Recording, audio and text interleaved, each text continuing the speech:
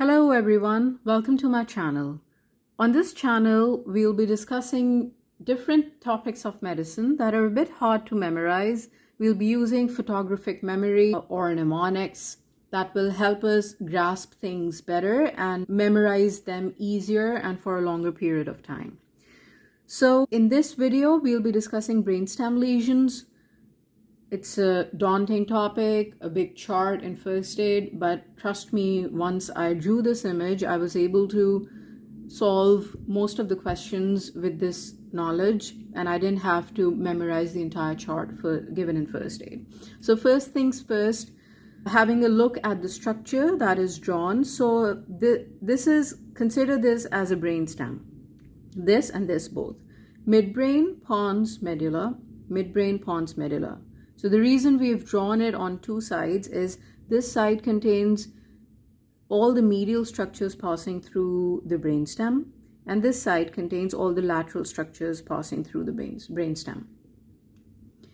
Starting off with midbrain, we have cranial nerves 3 and 4 in the midbrain. Pons has cranial nerve 6 and medulla has cranial nerve 12. So to cover the cranial nerves first on the medial side, 3, 4, 6, and 12. You just got to remember it that way and it will get easier. 3, 4, 6, and 12.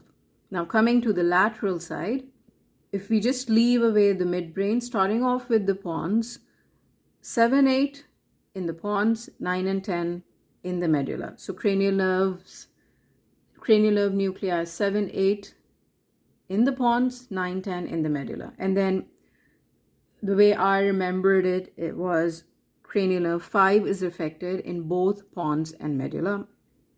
So 7, 8, 9, 10, 5 and 5.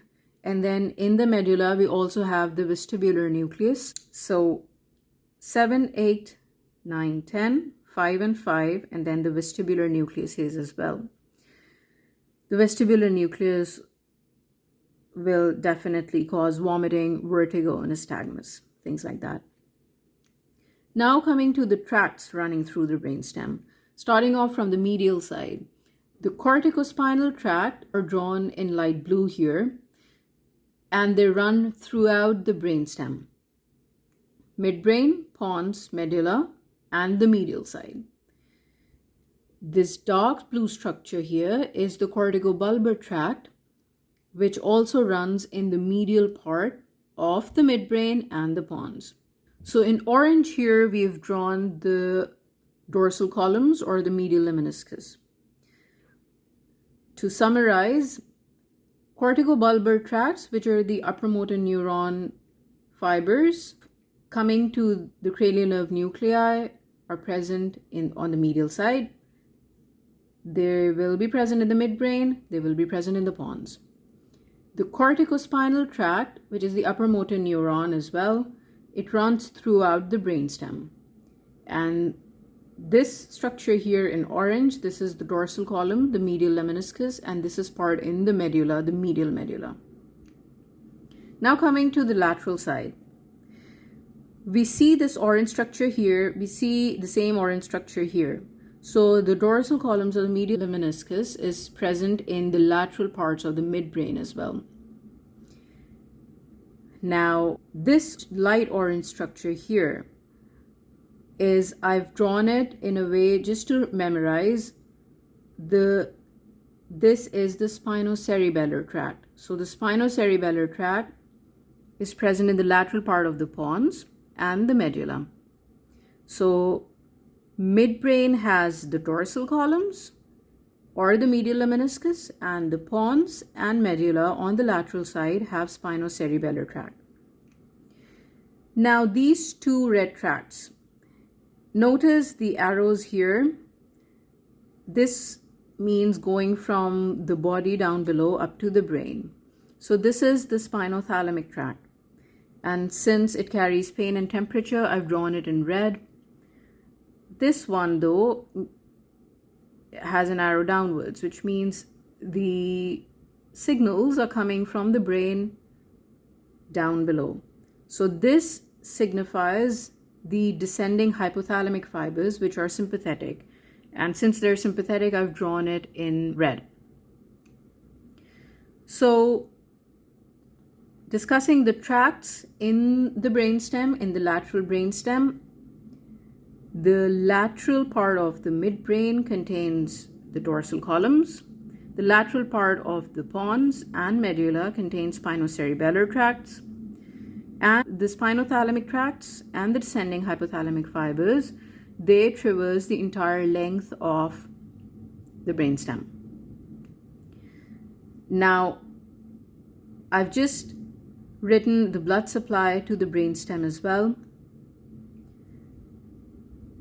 and it is just drawn on this image altogether. So this part will be, so these arteries are supplying to the medial brainstem as they're running through the center, and these arteries supply the lateral part of the brainstem. So the basilar and basilar arteries supply the medial midbrain and the medial pons, whereas anterior spinal artery supplies the medial medulla. Similarly, PICA, that is posterior inferior cerebellar artery, supplies the lateral part of the medulla. So how I remembered it was starting off from downwards, PICA, ICA, superior cerebellar artery.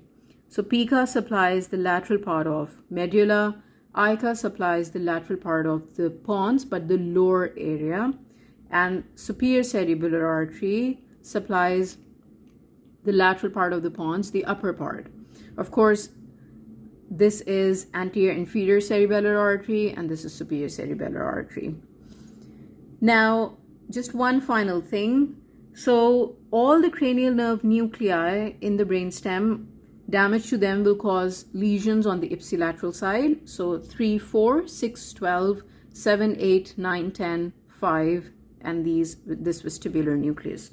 All of these lesions to them will cause problems on the ipsilateral side. Now, the descending hypothalamic fibers are also always ipsilateral, and the third one that's ipsilateral is the spinocerebellar tract. So these three things are always ipsilateral. So all the cranial nerve nuclei, the descending hypothalamic fibers, and the spinocerebellar tract. The rest of the structures are contralateral, like the medial lemniscus or the corticospinal tract, the corticobulbar tract. All of these would be contralateral. So for instance, if the upper motor neuron of cranial nerve 7 is damaged, you will get a lesion on the contralateral side, but the lower half of the face. Whereas if the nucleus of cranial nerve 7 is damaged, which is considered a lower motor neuron, the lesion will be present on ipsilateral side. Just a quick trick how I remembered the cranial nerve lesion, because it is kind of a high yield topic. So in case of cranial nerve 7, and just think that the upper motor neuron is upper, so it is a nice person. So it spares the forehead and it just causes paralysis in the lower part of the face. But where it's giving you a service that it's sparing the forehead, it also does a cheeky thing and gives you the lesion on the contralateral side. Whereas the lower motor neuron, since it's lower, so it's just think it's a bad person, so it involves the entire face, it paralyzes the entire face. But where it paralyzes the entire face, it just has some humanity as well, and it will give us the lesion on the same side to make things easier and not the contralateral side. So I hope this video helped you and it made brainstem lesions easier for you, and you won't have to go through those lengthy, difficult charts again. If you just keep this figure in your mind, it will take care of all your brainstem lesions as well as your blood supply. Thank you. Bye.